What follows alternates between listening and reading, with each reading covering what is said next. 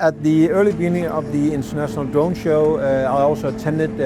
It has evolved during time, and you see quite expansion since then, and it's very good to see that today.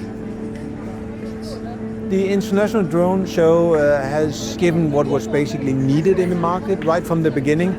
And just looking outside here, you can see that it's actually increasing more and more. But you actually see today that a lot of European but also overseas manufacturers are attending the show. And you can say that we might be the European hub for the drone industry now, which was also the main goal from the beginning of it.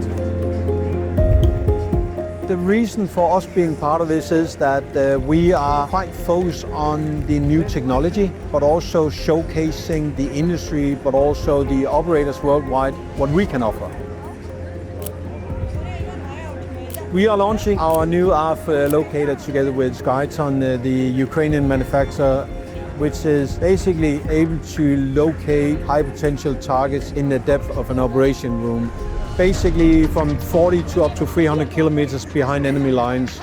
There we can detect any RF objects such as larger ground-based air defense radars. We can detect these and then give the operators on ground telling them there is a specific goal or there's something you need to be aware of or a security zone. So an operation tool you can use every day during, for instance, the war in Ukraine.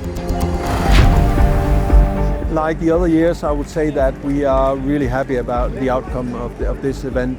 Our demo has also been showcasing, but also attracted other companies to visit us and ask for what we do, what is our technology, but also giving the capability to network, because networking is a key factor within this industry.